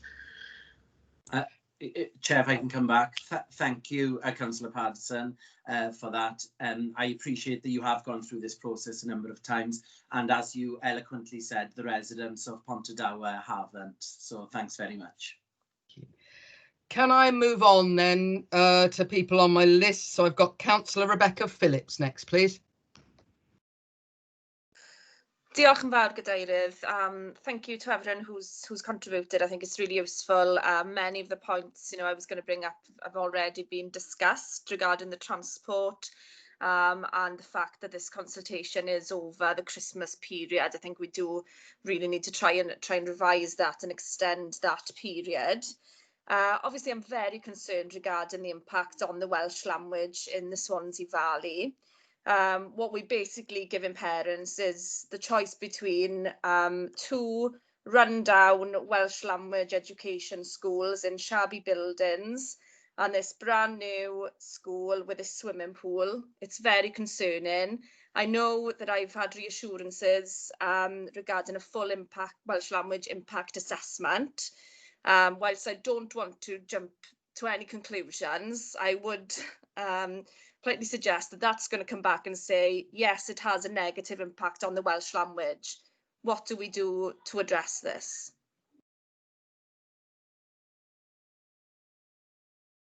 well, you'll have to forgive me. We haven't done the impact assessment yet, so Councillor Phillips is assuming that it's going to have a negative impact. We haven't done the impact assessment, and we'll address that when the assessment is done. Thank you for that If clarification. there's a need to address it. Right. If I move on, is that everything from you, Councillor Phillips? Yeah, I'm just obviously preempting that it's going to come back and saying that we do need to address it. I'm just wondering if we have any ideas in advance on how we can address this problem. I would think that what we've agreed here is that the impact assessment has not been done yet and won't be done till the relevant point in the process. So that can then be addressed by further discussion, both in scrutiny and with those outside. So we'll move that forward at the appropriate time, I would say. Can I move on then to Councillor Ros Davis? Thank you very much for allowing me to attend this meeting. I'm going to keep it much shorter than I had intended because some of the questions have already been answered. Now then, Godre'rgraig School is the furthest English medium primary school north of the Swansea Valley. Now, of course, as everybody knows, when the school was closed in July 2019, suddenly closed, as you all know, the unanimous preference of all parents and staff and pupils that temporary classrooms be placed in the Godre'rgraig area. However, that was not to be, and with much reluctance, parents agreed that pupils would attend the site on the Cwmtawe School. However, it was supposed to be on a temporary basis. Now, if it's up to 2024, I don't call that a temporary basis, but we can go into that because I'll send a letter separately regarding that and the spoil. Now then, regarding the school itself, the school serves 3 villages, that is Ystalyfera, Godre'rgraig and Llangiwg. Now the level of deprivation in the area makes it highly likely that nursery pupils, especially living in the north part of the catchment area, will not be attending the school as they are not included in free school transport, obviously. They couldn't afford to be able to pay for their children to go themselves and the children, age 3, on public transport as far as Pontardawe. And of course, that would mean that they would lose out on 2 years of nursery education as a result. Now, how is that going to be addressed? I don't know. Well, obviously, Lynette raised this issue about nursery education earlier, and my response to you, Ros, is going to be the same. We need, as part of the consultation, we need to flesh out the extent of the problems, and it's certainly something we've anticipated. It's something that we encompass quite often in a primary reorganisation proposal, but we certainly will want to make sure we secure the views of all the people who think they may be detrimentally affected by this, and to understand what those issues are. And then when we come back to members, we'll have a better idea of how significant the problem is in terms of numbers. Obviously, for the individual, it'll be a significant problem, I understand that. And then we can advise members on what we think the answer should be. Does that address your question? I would say, well, partly. I can assure you that what is going to happen is what happened when there was supposed to be a merger with Llangiwg, that parents took their children over the border to Powys School because it's much easier for them to take them to there and they can walk, especially from the Ystalyfera area. So the chances are there won't be many pupils at all who would be attending the new school at Bondadower. I think, we need to make sure that comes out, or people have the ability to comment on the consultation appropriately. Absolutely, Chair. Yeah. I have a hand up from our Chief Executive, Stephen Phillips. Thank you, Chair. I'll be brief. I wanted to make 3 points, really. The first is on the narrative in the document. There's a balance to be struck here, isn't there, in the sense that, as Andrew has outlined, there is this is the first stage, the very first stage of the process. And although members have raised what I regard as entirely legitimate points, if the report is written in a different way, it begins to look like a definitive proposal, and therefore undermines potentially in the mind of some the validity of the consultation process. So there is a balance to be struck. I think Andrew has achieved that, and the other authors of the report. So there are questions, members have raised many of them, and there are more that will have to be addressed in the process as it unfolds. That leads me on to my second point, which is, and Councillor Rosalind Davis has alluded to this just now. The point was made, I think, by Councillor Purcell earlier in the discussion, whether or not this was a genuine, rigorous consultation. I can't remember whether I'm quoting her words accurately, but I would remind members that many years ago, there was a proposal in relation to 2 of these schools, Llangiwg and Godre'rgraig, and that was amended. And as Andrew said earlier, our various activities in this arena have been tested in the courts and not found wanting. So I would argue very strongly that we have got this balance right in the past, and what's before you today in terms of the report is a continuation of striking that right balance. My final points on Welsh medium education. Again, Councillor Phillips and others raise perfectly legitimate points, and as Andrew has said, they will have to be addressed in the further work that he's outlined. But in the past, there have been some commentators, I'll use that word, and that's not code for members, Councillor Phillips or anybody else, who have almost got as far as suggesting that the council should not do anything new or innovative on English medium education in case there is some sort of potential but unproven negative impact on Welsh medium. I reject that thesis, frankly, because we have a statutory duty to all of the children in Neath Talbot, whether they're being educated through the Welsh medium or English. And I think this council has a very proud record in terms of investment in the Welsh medium sector. Andrew will correct my arithmetic if I'm slightly incorrect, but just under a quarter of our pupils, I think, are educated through the medium of Welsh. And yet in Band A of the 21st Century Schools programme, we, I think I'm right in saying, invested over a third of the total £120 million or so in Welsh medium. So we have invested disproportionately in a positive way in Welsh medium education. Yslyfera Brodyr is the obvious one, but there have been many others. Andrew listed some of them earlier. So I think there is a balance to be struck here, but we do at the end of the day have a statutory duty in the standards context to all of the children within the county borough and within our schools. Thank you, Chair.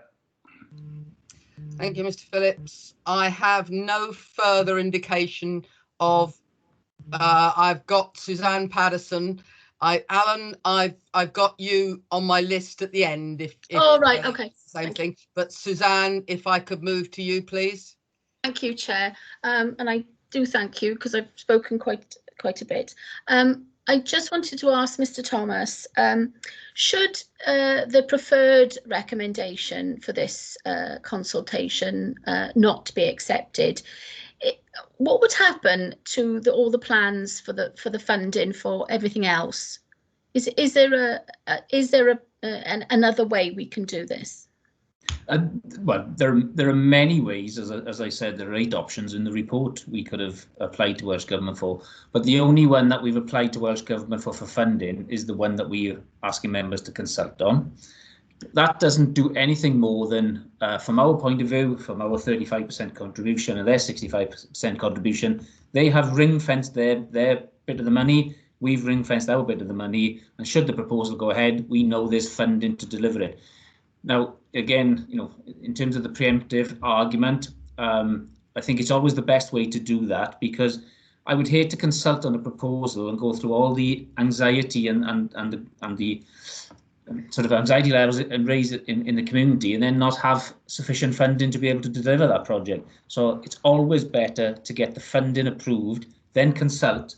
But I think the question you asked, Suzanne, is if for whatever reason this doesn't go forward, we go back to the drawing board from a funding application point of view and a school reorganisation point of view. So that 65% of £23 million the Welsh Government have currently got aside for this proposal is specifically for the proposal that we're consulting on, because we have convinced their capital panel of the benefits and the wider benefits and the education benefits of this proposal. So if this fails, we have to start completely again, and that includes preparing the outline business case to Welsh Government for funding. Thank you, Mr. Thomas. Can I then go back to Councillor Llewellyn? You indicated you want to say something at the end of the meeting, Councillor Llewellyn. Yeah, Godre'rgraig, thanks very much. I'd like to come back to the issue of Godre'rgraig. I know it's broader than that, but as Councillor Rosen-Davies alluded, this isn't the first time that there's been a proposal to close this school. And the last time, a few years ago, it was stated that it was a small school with declining numbers. It was also said the standards weren't high enough. Now, the local member, Councillor Roslyn-Davies, and the parents and the school leaders said at the time that those standards and numbers would improve. And that is indeed the case, with this being a good and successful community school with increased pupil numbers as reflected in the report. Now, when the department started informal consultations on the future of Swansea Valley schools, so let's go back over, quite a bit over a year now, Councillor Davies and myself, as members for the 2 wards in the catchment area, stated that we wanted to see either investment in the existing buildings or a new build within Godre'rgraig ward, making use of 21st century schools funding for its intended purpose. Now, subsequently, when the school was transferred to a temporary site, after a potential landslip hazard was identified, it was emphasised by the local education authority that it was a temporary relocation to Pontardawe, pending further reports. Now, there were many local feelings that this was in effect a closer decision, a done deal, but you will all know that as local members, we took this situation very seriously, and tried to ensure that there was proper dialogue on it. But now the closure proposal has been made again. The issue is that Godre'rgraig is a village and community primary school outside of Pontardawe. It's by far the furthest located school from the proposed site that's included within this report. Now, none of the 8 options presented allow specifically, as I said, we had this briefing very close to the publication last week. And we were told there'd be 8 options. Now, of course, I've studied the 8 options since then, and none of them allow specifically for the possibility of retaining a primary school in Godre'rgraig at either its current location or on a new site. Now, this means the closure of Godre'rgraig will be seen as almost predetermined if the consultation proceeds in its current form. I think there needs to be a consultation, but I think it needs to be in the proper form. I haven't been sufficiently reassured by the answers received this afternoon. I don't undermine at all, the conscientiousness of the officers replying, but I haven't been sufficiently reassured, and therefore, having taken appropriate advice, I wish to propose an amendment as follows. Prior to embarking on consultation, officers investigate whether it is feasible for Godre'rgraig to retain a village primary school at either its current site with appropriate investment or on a new build site in the community with a report being brought back to members for determination whether to include this as part of the consultation before the consultation is embarked on.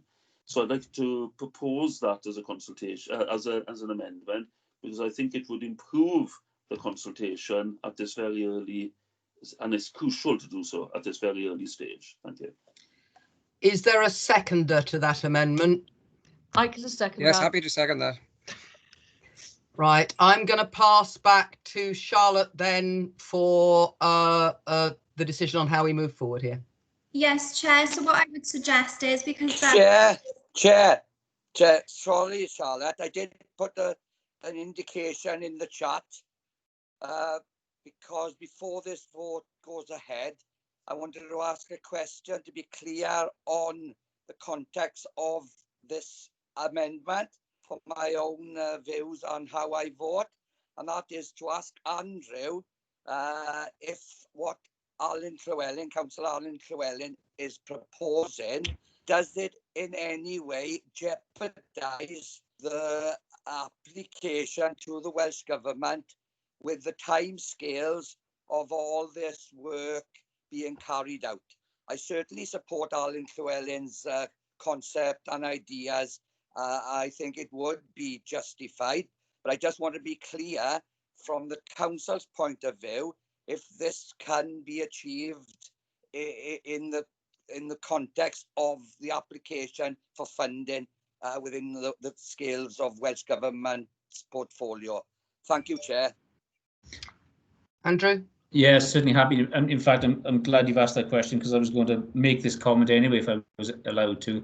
The answer to your question, I'm not sure I'd use the term jeopardise because it's quite an emotive term. But as I said earlier in answer to somebody else's question, if any one of the schools, and in this case we're obviously talking about Godre'rgraig, were to come out of this proposal, as I said, we then have to go back to the drawing board in terms of planning school reorganisation and funding application. So in that respect, the certainty that we have at the moment in terms of the 65% of the 23 million that we've got we'll be back to square one.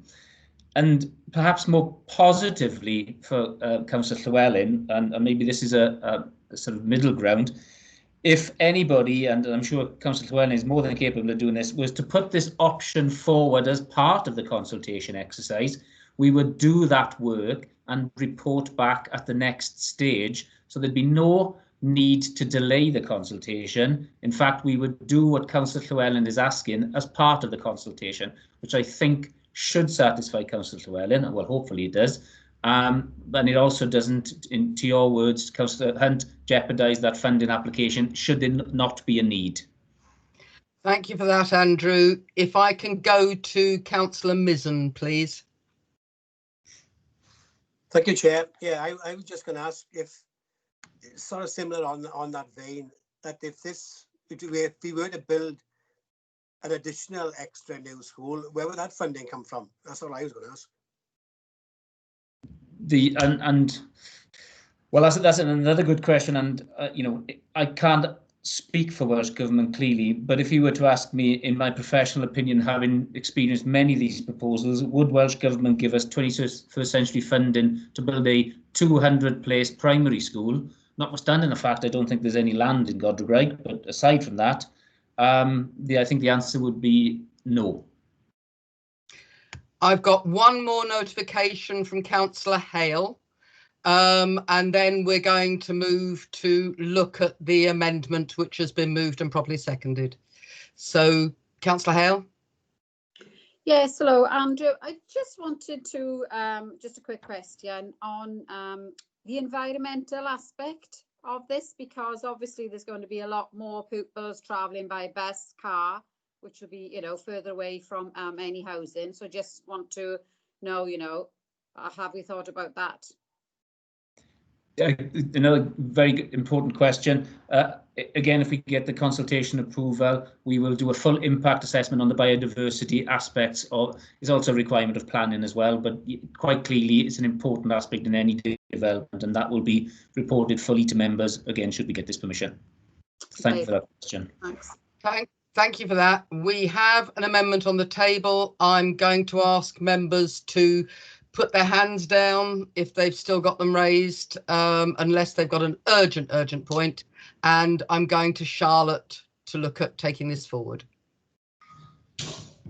Yeah, if I could just come in.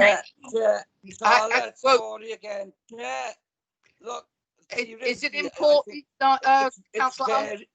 It's very important. I still, what Andrew just said was something that Councillor Llewellyn hasn't responded to. It's how I vote. If Councillor Llewellyn is minded to listen to what Andrew said, that what Alan Llewellyn has put forward is part of this consultation, I know how to vote.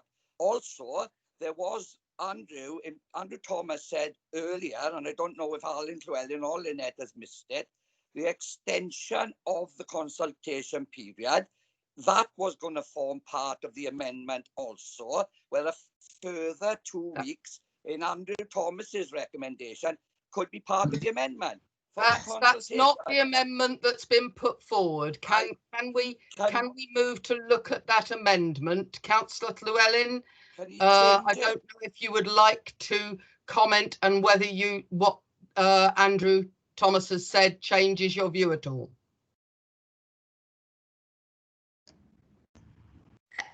Councillor Llewellyn, you're on mute. Sorry. Thank you. Thank you, Charlotte. Yeah, thank you, Chair. I'll try and keep it brief. Two related points, really, and thanks to Steve for, prompting the question in a way. Andrew asked if I'd be reassured or satisfied. No, I'm not, to be honest, because the problem is, in fact, I'm a little bit more concerned because, I think this background work should have been done during the quite lengthy period that we've had since the initial informal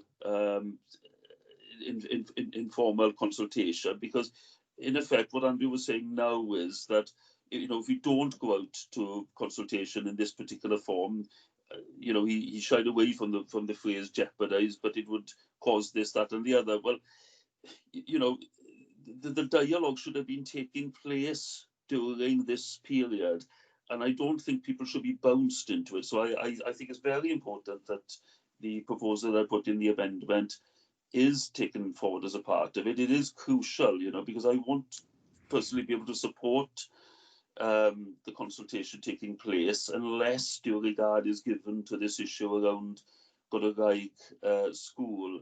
And then the other point that Steve made, which I think is good, I did have it written on a piece of paper, but I forgot, so I'm glad Steve has mentioned it. Yes, and Andrew did say earlier on that from an officer point of view, it would be possible to extend the consultation period by 2 weeks. This is not specifically to do with Godre'rgraig, it's about the consultation as a whole.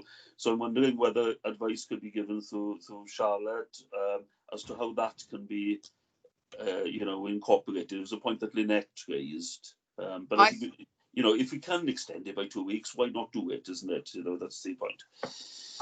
I'm going to Councillor Jones, is this a point relevant to the process here?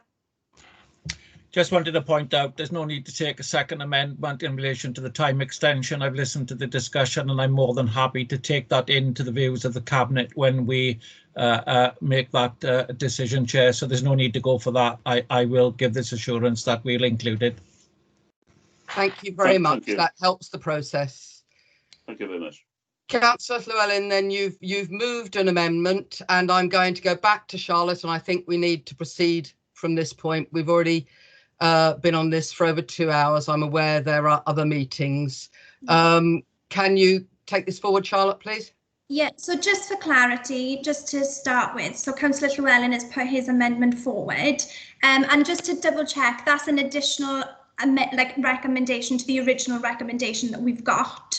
Yes. So just to, so what I was going to suggest, Councillor Reynolds, just to kind of be clear on what is being suggested. I know the Cabinet member has suggested that he's happy to do the other part of a potential amendment, but if I just deal with Councillor Llewellyn's firstly, and then if I can discuss that separate point at a separate matter.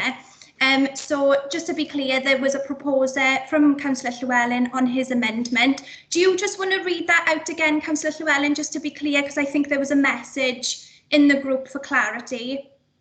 Oh, right, yes, and I have provided the wording beforehand Yeah. to the committee section. So, but I'll keep exactly to the wording. Prior, so it's an additional point to the recommendations, as Charlotte said. Prior to embarking on consultation, officers investigate whether it is feasible for Godre'rgraig to retain a village primary school at either its current site with appropriate investment or on a new build site in the community, with a report being brought back to members for determination whether to include this as part of the consultation before the consultation is embarked on. So that's the end of the amendment. And I say I did take the appropriate advice before submitting that particular wording. Yeah, thank you for that, Councillor Llewellyn. So, Chair, if you're happy for me to then do a roll call on that amendment. So if I start now, is that okay? That would be fine. Thank you, Charlotte. Yeah, so if I could just have members say whether you're for, against or abstaining. So Councillor Matthew Crowley. Is Councillor Crowley still here? Sorry, Charlotte. Can you say that again a bit? Could you just let me know if you're for, against or abstaining from the amendment that Councillor Llewellyn has just mentioned? I'm against the amendment. Yeah.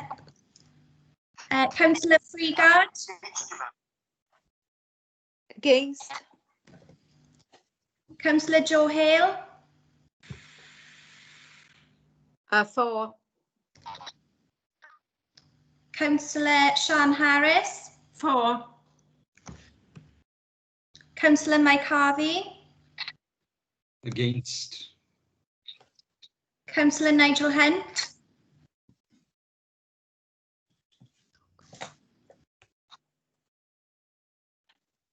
Councillor Nigel Hunt? For. Thank Can you hear me? Yeah, I can hear you. Thank you. Councillor Jane Jones? No, Councillor Steve Hunt, I do apologise. For. Councillor Jane Jones?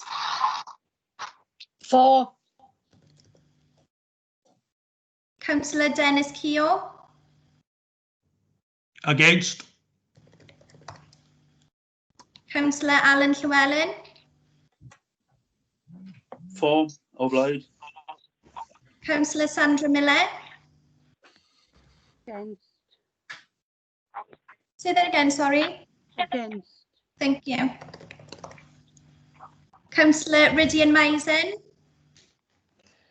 Against. Councillor Del Morgan? Yeah, obliged. For. Councillor Suzanne Padson? Against. Councillor Sheila Penry? Against. Councillor Rebecca Phillips? Obliged. For. Councillor Lynette Purcell? For. Councillor Saifra Hammond? Against the recommendation. Thank you. Councillor Suzanne Renkes? Against. Councillor Sonia Reynolds? Against. Councillor Anthony Richards? Obliged. For. Councillor Dave Whitelock? Against, Charlotte. Councillor Rob Wood? Against. Councillor Arwyn Wilcock? Against, Chair. Co-opted member Adam Moore? Against. Co-opted member Marie Caddick?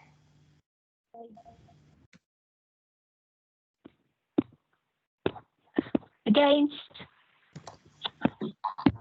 Co-opted member Linda Newman? Against. There we are, Chair. If I could just count those up, bear with me just 2 seconds. Certainly. And we follow this on with what Charlotte, what we can do about the other part of the decision before moving on from the meeting.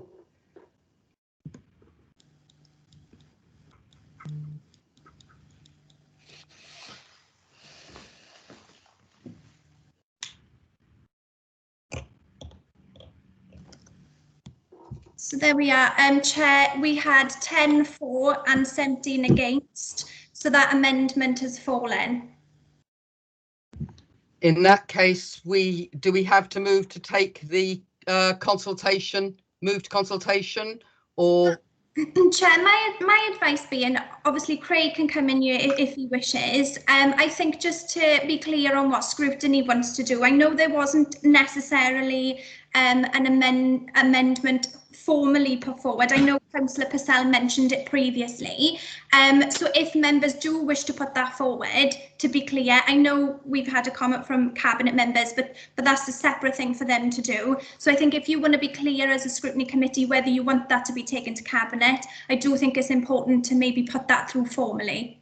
Can I ask that therefore that scrutiny recommends that the Cabinet consider extension for a further 2 weeks? That's fine. Should we take so that would be an amendment to the original recommendation that's in the report.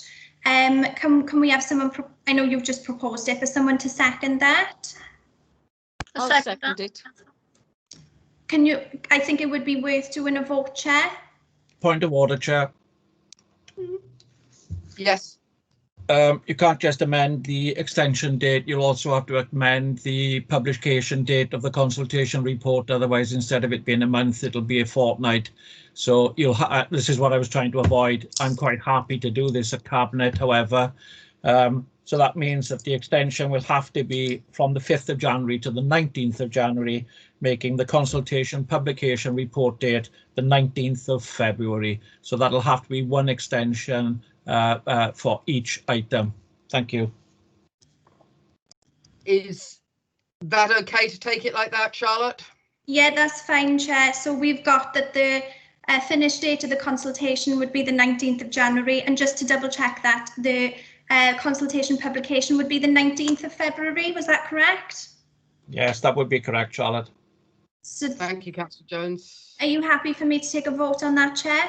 I have a notification to speak from Councillor Llewellyn. Yeah, thanks, Chair. I was just wondering, I mean, I knew that there'd be a different opinion on my own proposal. I would imagine that everybody's probably likely to be in favour of extending the period by 2 weeks. It might just save just a few minutes if, I don't know whether it depends on the officers. If you can just ask if anybody is opposed to that. I was going to take it in that manner as opposed to a roll call, very much. Sorry, Chair. If you're happy to do that, Chair, you can do it that way if you prefer. So can we therefore look at abstentions and against if anybody is so feeling? I can't see anybody showing, no one notifying, so therefore it's passed to go to Cabinet for a recommendation to go forward with the consultation. Thank you very much, everybody.